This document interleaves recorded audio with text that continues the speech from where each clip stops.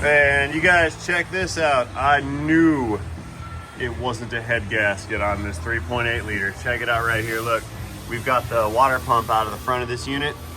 And zoom in and focus, please. Take a look at that. These impeller blades are rusted out and junk. Absolutely junk. I think a couple of them even have holes rusted through the middle of them. Yeah, they're right there. There it is. See that? There's a hole in that one. But this blade is paper thin. I imagine this pump was causing all sorts of fluid cavitation and lack of coolant flow through this thing's engine right here. Definitely was a problem. I knew it wasn't a head gasket. It had all the wrong signs to be a head gasket job. It didn't run that great, but I also know there was coolant going in through one of the intakes. So we slapped a water pump on it. We found a bad connector that was rubbing on the crankshaft down below for the cam position sensor. That was like a bonus repair that we had found. Yeah, it was that one right there. See that? Yeah, those wires were touching on the crank pulley. So I'm surprised this thing even ran. So we're now picking up on the revised repair. This is the part 2 video on this Buick LeSabre. It's I think a 1997 3.8 liter V6. So first episode, like I said, this is the part 2. I'll leave a link to the part episode down in the video's description and up here in the right hand corner if you want to go back and watch it. But we're returning to the reassembly phase on this torn up Buick engine. So stay tuned. This is going to be a fantastic part 2 video. Okay, so we've gone in here with a scraper, and you may not really be able to see it, but we've cleaned up this mating surface here, the block surface right here. That's the head gasket right in there. We've cleaned out with some brake clean all the push rods. We've cleaned out the coolant out of this valley, and then I've taken some compressed air and blown out all the intake runners just in case any debris is inside. Now what we're going to do, take some old engine oil, and we're going to do a rinse over these lifters here and through the valley. It's also going to pre-lube the bearings on this balancing shaft right here because we did just blow it all out with brake clean. We're just going to dump this rinse oil in here to make sure the valley's clean. Now before we run this engine, I'm going to lift the car up, drain all the engine oil out of it because it's full of coolant and other contaminants. But this should routinely be done to make sure everything here is clean. That way our new oil doesn't get contaminated with the coolant and the debris and the dirt and the leaves and all the gross stuff that happens during the cleaning process here. So now we can go ahead and get ready to start installing the engine block gaskets and the lower intake manifold gaskets that go around the cooling passages and around the intake ports. Okay, so procedure has us take these gaskets, and you'll note these little ears on the side. Those slip under the head gaskets right here, see that? But procedure will have us just take these guys and snap them in and then put some sealant right here in the corner and here in the corner. I prefer to go a little overboard with the sealant on these because I don't like leakers. So we're gonna add a little bit of sealant to the bottom of this surface here and the corners. That way we can assure that there will be no oil leaks out of this manifold. So what we're gonna do, put a little dab right there in the corner, right there in the corner, and then we're gonna run this tube down the edge and just put a little bead of RTV. We don't really need it, but I put it there for a couple reasons. One, it helps to secure this gasket in position, and two, it's gonna prevent oil from migrating its way out and causing a leak, which we don't want. So we'll press that down on real nice like, squish that sealant in. Do the same thing here on the front side of the engine. Dab in the corner, another in the corner, and an ugly bead running down the deal there.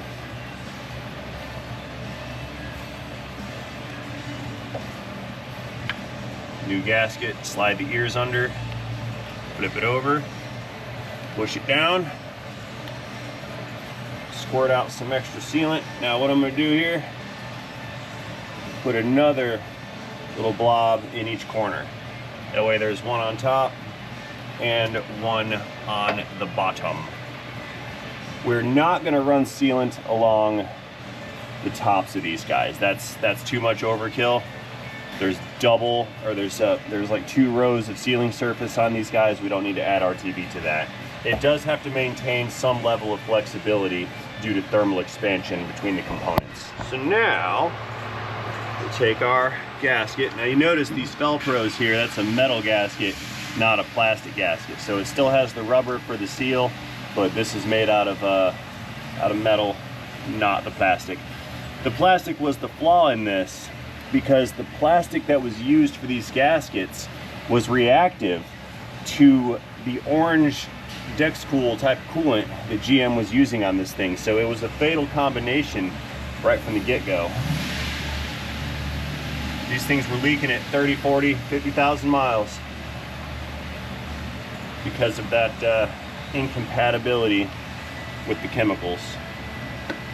It was an oversight on GM's part. They never changed the coolant in them though. Now it's important to tuck these corners in. You got to get them kind of tucked in behind the blue on the valley gasket there. If you don't, you'll have a hard time getting the manifold to seat. There you go. A little bit more sealant in that corner. I go heavy in the corners on these. So next up here, let's get the coolant elbow inside of this little bypass port here. That was a lot. It's going to plug in here, and it's also going to plug into the lower intake. So we're going to put some lubricant on these O-rings so they don't tear. If you tear these O-rings, you got to pull the intake back off in order to replace them for the second time. It's not okay. So we're going to leave that kind of at that upward angle. The reason being is when we come in with the manifold, we have to plug the manifold in and then stick it down in this corner and then set it down flat over the rest of the gasket areas. Now the intake, the lower manifold, we've got that guy all cleaned up. It spent some time in the walnut blasting cabinet, and then we blew it out with air. It's about as clean as it's gonna get, says I, short of a hot tank chemical bath. You guys were asking why I don't have a hot tank for cleaning components, and the answer is quite simple. Those are expensive. I looked into them. You can get some cheapo ones for like 2,000 bucks, but the actual like industrial grade ones, they're like $10,000. So I don't have room for a $10,000 parts washer right now. Like maybe one day when we grow up, but right now is not that day. But what I do have is the 2 packs of the Irwin Vice Grip combo deals, not available anywhere else in this specific 2-pack on the Rainman merch shelf down below, and from RainmanAuto.com. If you guys buy enough of my pliers, I have limited quantities, but if you guys buy enough of my pliers, maybe I'll make enough money to get that parts washer.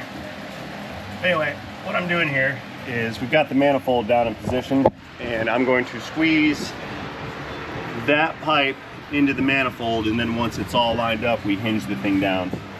So with my right hand, I'm picking the manifold up, and we need that to go in. A little bit more. Yeah, it's not doing it. We wiggle, press it in, push it back. Now the telltale here to see if we're in position is we take a look at our bolt holes, and if everybody's lined up like they should be, which we're super close, we're actually too far this way. If everyone's lined up like we should be, those bolt holes are gonna line up just fine. Right about there, I'm pushing this way on it. I think that's about it. Yeah.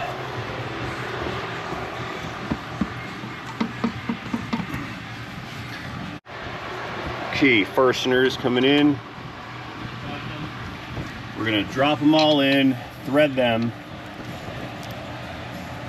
Once they're threaded, we'll go through with the gun, run them down, and then we'll torque them to the specified specifications.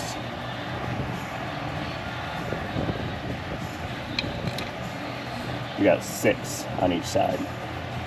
And the little hidden ones as well. See that little hidden guy? That one's important. Here, I'm gonna draw a couple of these down some to take up some space. We need to cinch this down just a little bit.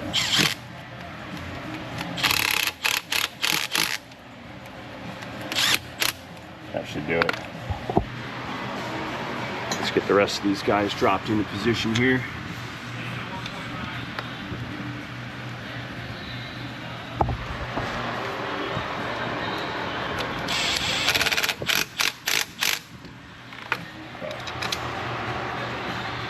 Got one here and the hidden one, yeah, down in there. But don't be scared of that one.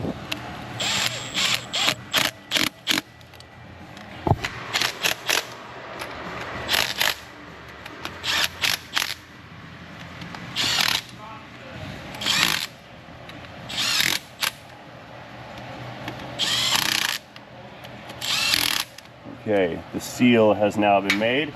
Let's get the little torque wrench out, torque those to spec, and then we can continue on with the reassembly. All right, we have our torquing wrench here. We're looking for 11 foot-pounds, which is going to be 120 inch-pounds. There's our non-click. This is a quiet one. It doesn't click very loudly. See that?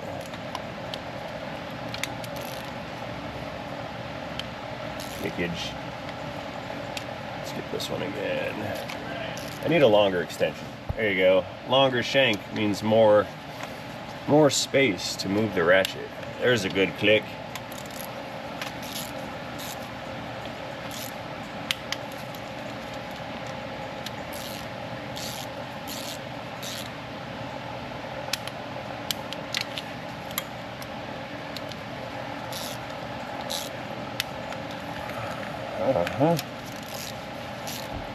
I'm going to do these on 2 passes though, because we have fresh gaskets and they have to be smashed down. So we're going to do these 2 passes on these bolts. Spec doesn't say to do 2 passes, but I'm an overachiever. It just says 11 foot-pounds. Probably because back in the 90s, everyone knew that you have to recheck the first ones due to gasket shrinkages, and as the years progressed, we felt the need to include the primitive steps. Yeah, see that one?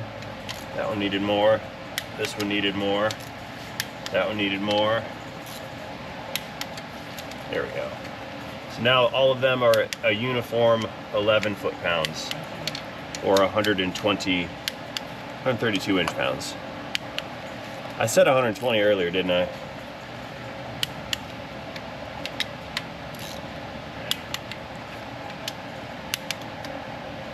Okay, I think we're good here. All right, so I always have a bad habit of forgetting these brackets that go in here, especially the one in the back.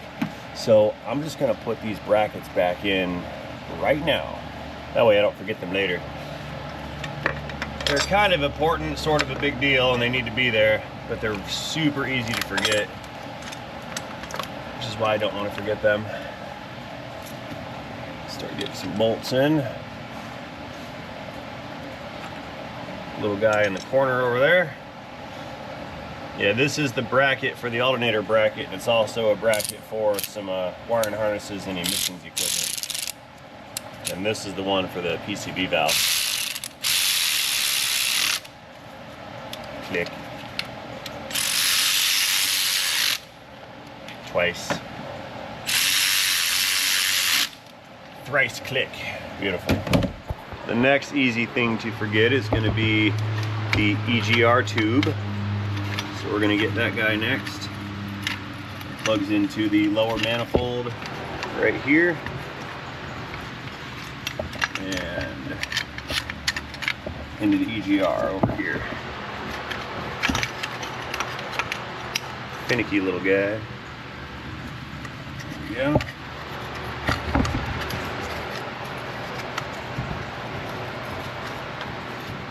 So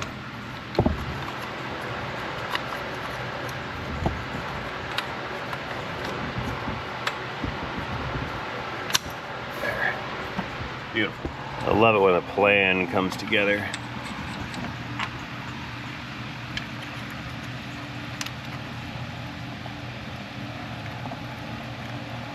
Get in there, you. Very nice.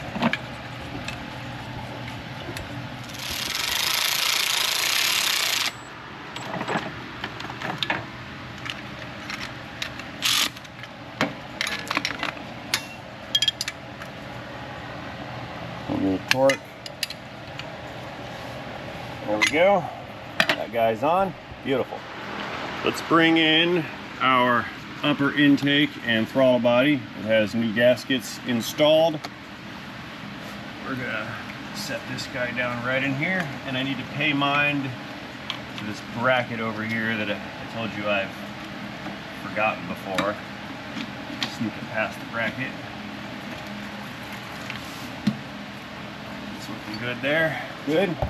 I've dropped in all of the perimeter bolts for this manifold, the upper venom, to make these guys tight, and then torque.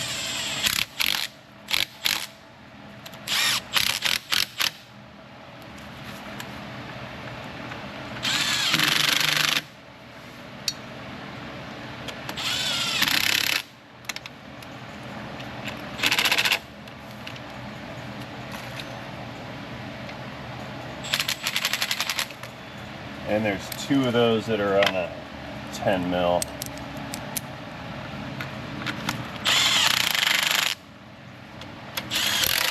Very nice. Torque wrench time.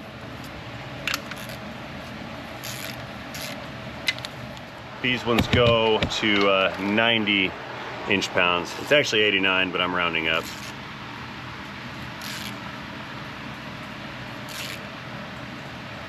You gonna go or what?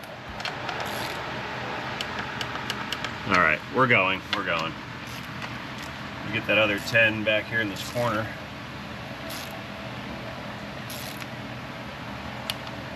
There's 89.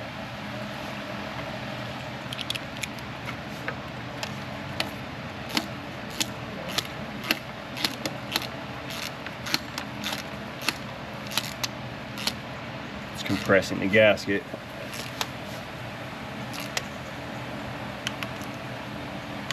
There's our click. After this, we'll get the fuel rail bolted back down, and then we can plug in the wiring harness, put the alternator on, maybe not in that order, and the hoses. Ooh, phone's ringing. Hello? Hello? Hi, can I speak to Raymond? What's good, cuh? What's good, Shawty? What can I do for you, cuh? Hello? Hello, this is Lana from Energy Freedom Center. Oh, for sure. I'm reaching out. Gordon? Yeah. What's up, man? What's up? It works every time. 60% of the time, they hang up every time.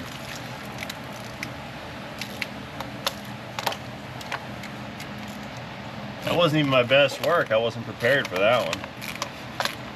Yeah, that's the third one today, these people.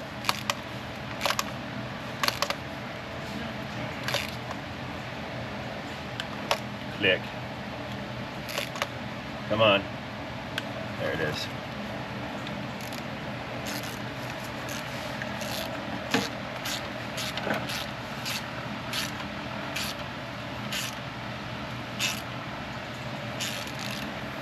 Come on. These plastic bolts always make me nervous. I mean, the bolts aren't plastic, but I'm bolting into plastic. Old, brittle plastic.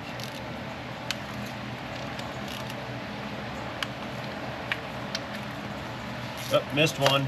Corner over here.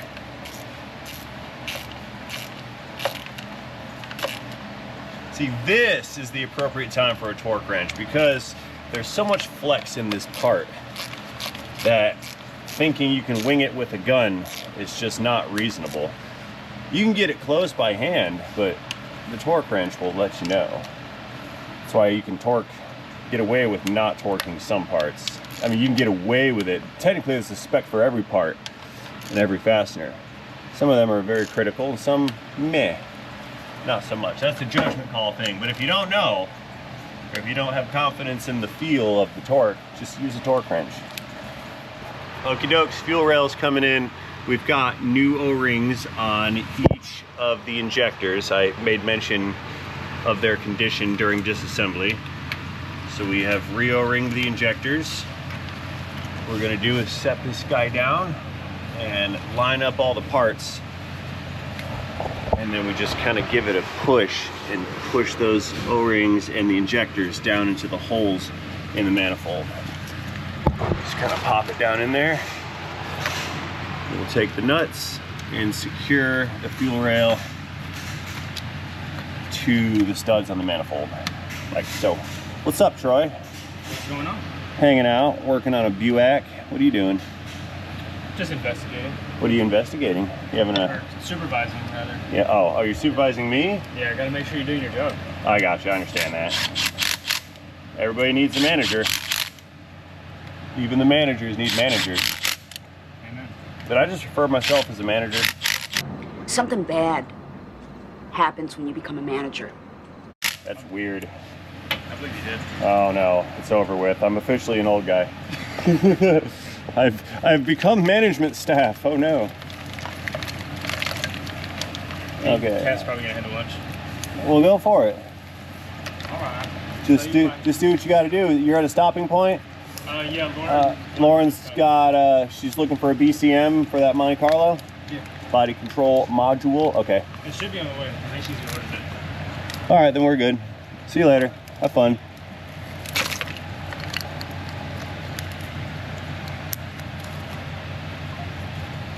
Get these injectors plugged in. That's good. While we're here, might as well plug in all the rest of these goodies.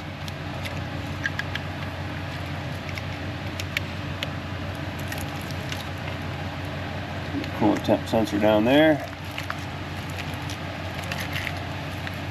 That's looking fantastic. EGR is reconnected. That's good.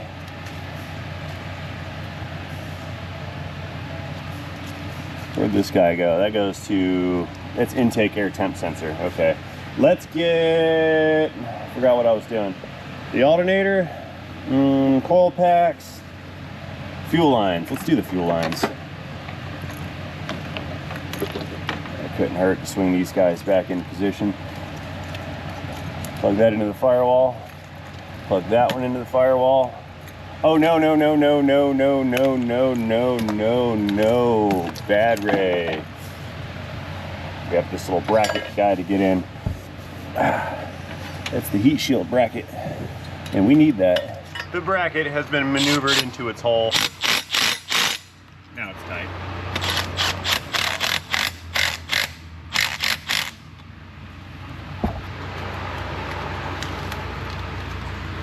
And then this harness goes right in there. I just heard a C-130 fly overhead. It's the Hercules. The Coast Guard's busy today. Okay, this piece of harness is gonna plug in to this bracket, which I can't reach it.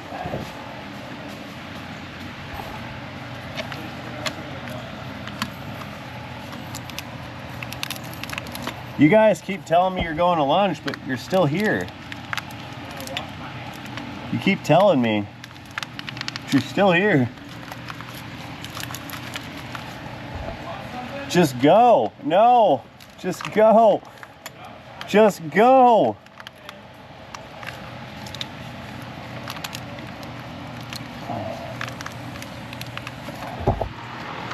Yeah, get on there. There. Okay. That was fun. So we'll put these guys back on the firewall. Now that that bracket's in place, we can clip this to said bracket. Fuel line. Another fuel line right here.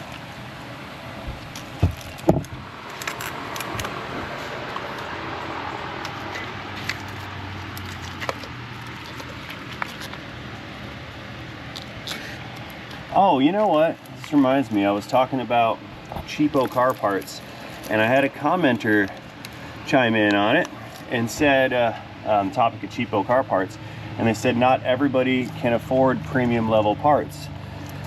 To which my reply is that, yes you can. Because when you buy the cheap one, and you thought you saved 50 bucks, and you paid half price for it, what's the failure rate gonna be on that?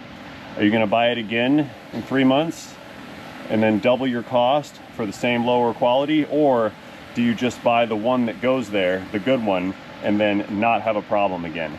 I'm in the camp of buy once, cry once, not buy 3 or 4 times and then figure out you made a bad decision and then buy the one that you should have bought to begin with. Because that's how you lose money. That's not how you make any money. So it's a buy once, cry once kind of deal for me, not a buy the cheapest one and see how it works out. I have this flip-flopped backwards. I want this up here. Flip-flop, crisscross, applesauce. Yeah, we should do it like that. Because this plugs in right here. And this plugs in down here. Okay, over here on the passenger side yet again, we're gonna drop this alternator in position, get her bolted down. 3 bolts, there's a 15 here, big old studded 15 on the back, and then a littler one right there behind it.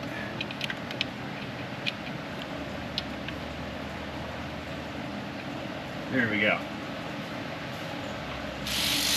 You know, this thing seems to be going together faster than it came apart. I don't know what that's about.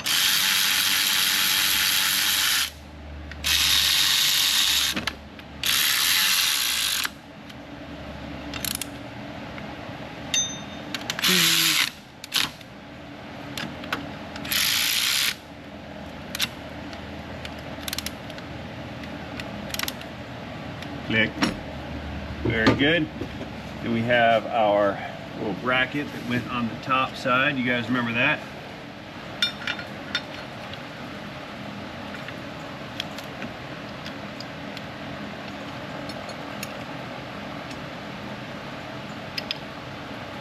Should be good right there. Put the nut on it. I don't know if I want to put this cable, I'm going to go under that bracket. I like under.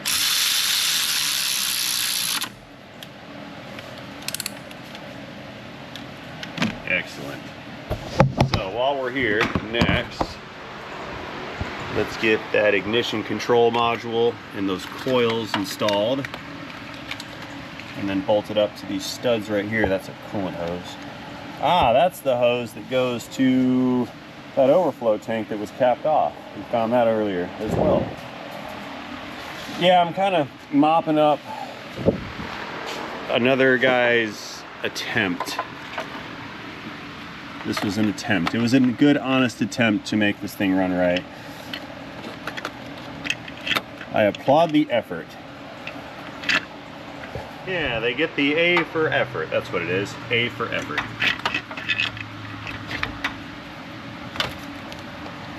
We need to get the module plugged in first. However that went like this.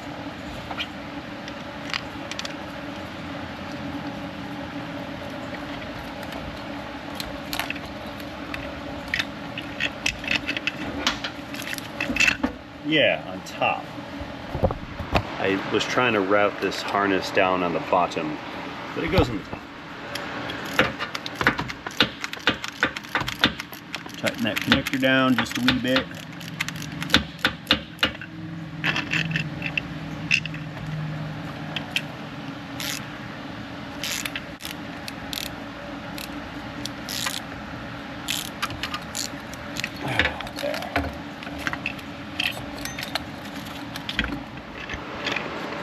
Okay, module's back in position. Got 2 nuts that went down on the bottom side to secure that whole assembly to the studs. Reach around here and tighten those guys down.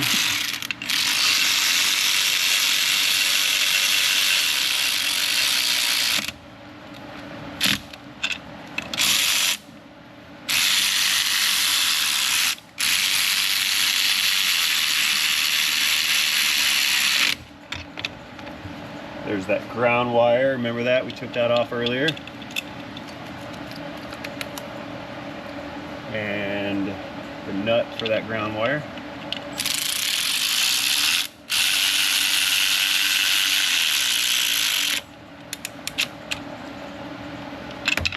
Very nice. And while we're over here, let's connect a few more connectors. Let's get the ignition wires on at the same time, I suppose. That's number 4. That's why I labeled them. And we've got 2. This one is 6. Let's connect the alternator cable before I put too much stuff in the way. That wraps around the intake on the back here and then bolts to the post on the nadir. I see you. She's sneaky. I see you. What you doing over there? Are you headed out? Yes. Come see us before you go. What? Come see us before you go. Yes. What are you guys doing? Come here. Come over here. Don't be scared. Don't be scared. I'm Nervous. gonna take the pups, I think. Yeah? I think. I don't know if the kids want to come with me. I think they want to stay with you. They can stay with me. Okay, and I'll take the dogs. That would be. I'd rather stay with the kids than the dogs. Yeah, you take the All right, dogs. I'll take them. Go enjoy the non-kid time. I'll take the kids. Okay. That'd be perfect for me. Oh, that's perfect. Good. Have fun. All right. Go have fun. See you later. All right, see ya. Go back to work. Okay, so I fast forwarded and skipped the belt installation section of this repair.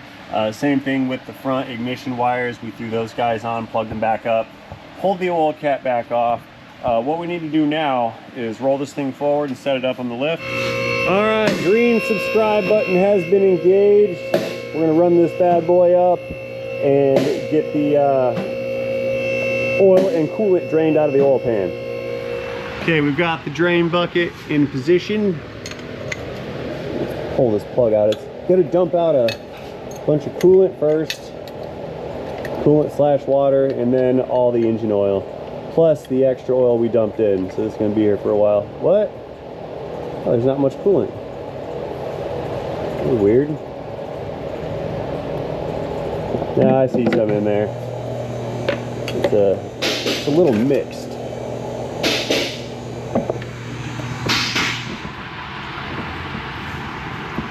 Yeah, there's like 2 different streams. It could be oil. Maybe when I dumped in that engine oil, it mixed up the coolant that was in there. Anyway, let's pull the filter off next while this thing drains out, and then we'll let her down and fill it back up with some fresh. Fire it up. Okay, we've got 5 quarts of 10 winter 30. Yeah, we don't do a lot of 1030 these days, but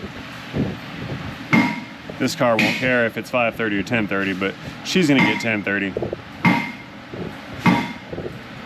We also have a new filter installed. I didn't film that stuff. I wasn't gonna goat you guys into or trick you guys into another oil change. Wasn't gonna do it, not this time. Maybe like half of an oil change.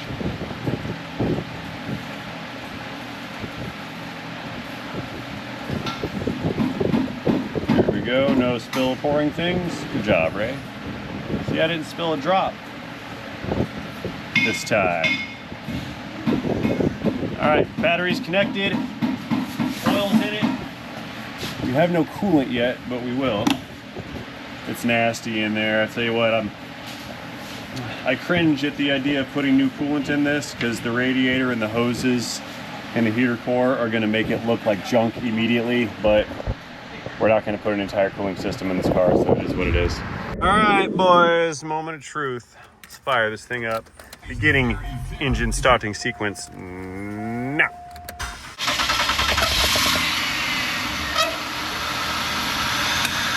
Checking the tailpipe, no plume of smoke. Nice. So now we let her run for a little while, let it come up to operating temperature. And then we'll purge the air out of it, but I think we're good to go. It's running really nice.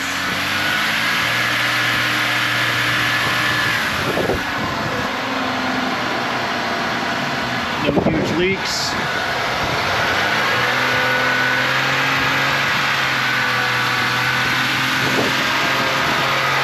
No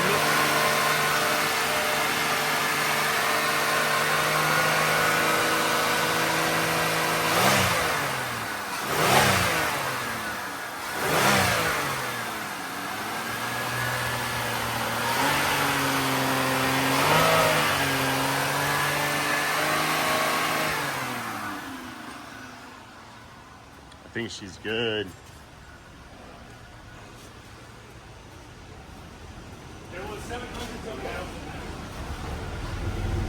Tailpipe sounds good. It's got no misfire. I think this is a home run. No head gasket needed. We need to drive it some, get everything nice and heat soaked, and then recheck coolants and everything later on. Purge the air out, but this one's good to go. A little warm there.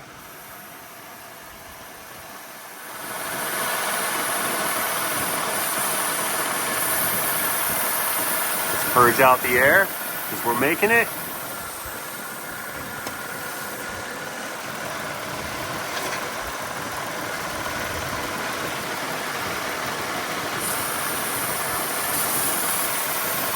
All right, I think we're all set here, guys. We're gonna shut it down, finish purging out all that hot air we just made, refill the coolant, and then this one is gonna be good to go. Yeah, we're coming up just over halfway. Power down. Yeah, let's speed this purge up a little bit here, get back into the system. All the air that was inside of the heads and in the cooling passages and inside of the timing cover area at the water pump, all that air has to be pushed out.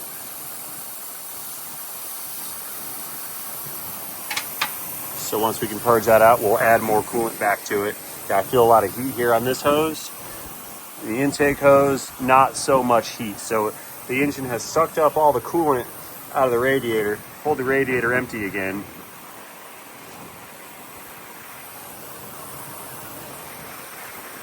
Let's crack this guy loose. It should not be hot. It doesn't feel hot. Feel some bubbles right here. Yep. So we sucked it all out. Let's close this guy. We'll fill it back up. Lauren says that I'm not allowed to leave partial bottles of water sitting around. No, we don't know whose this one is, so we're going to recycle this bottle of water. That keeps the wife happy, and we're saving the environment. Thank you, sir, for the bottle of coolant. Let's refill this thing.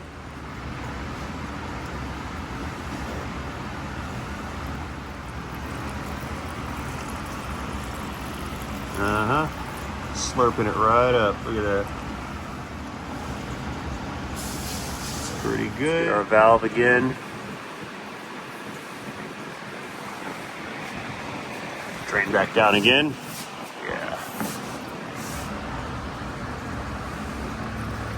Yeah. Pouring things fail.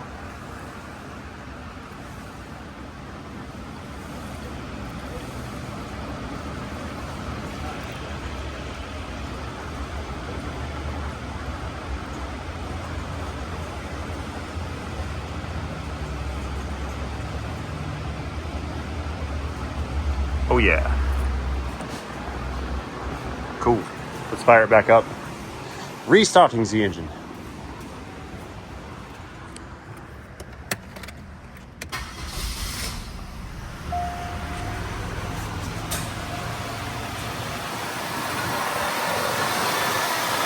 Got a leaker. There. I see some flow in there too. Good, good, good. Let's keep it filled.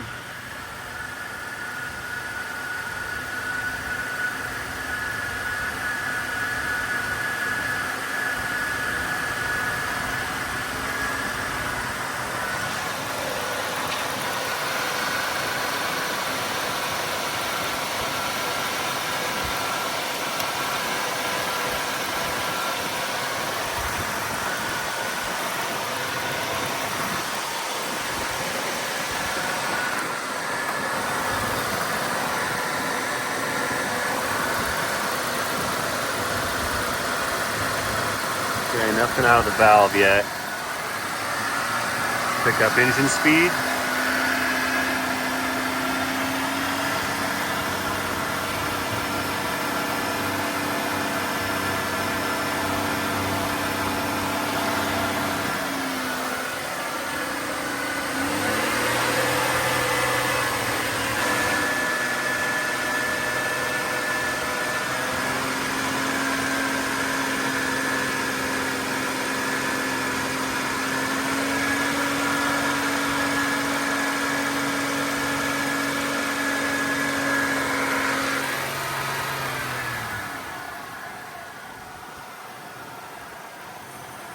There's some air, I hear it. There we go.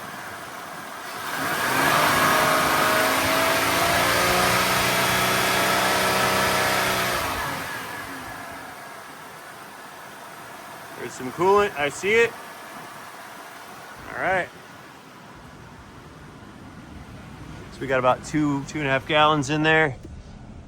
Temperature is right where it needs to be. I think we're good to go. We're gonna leave this thing alone, let the temp stabilize. We'll shut it down, let it cool down overnight, recheck the level, purge it again, drive it, recheck the level, and then we're good to go. But this is a resounding success at this point. So that being said, I have nothing more to offer you guys other than a thank you for watching this series of videos. Let me know what you think about this repair and my misdiagnosis in the comment section down below. Do not forget to engage that like button while you're down there. And most importantly, do not forget to have yourselves a fantastic day. See you guys later in a video, in a Buick 3.8 liter in a transmission.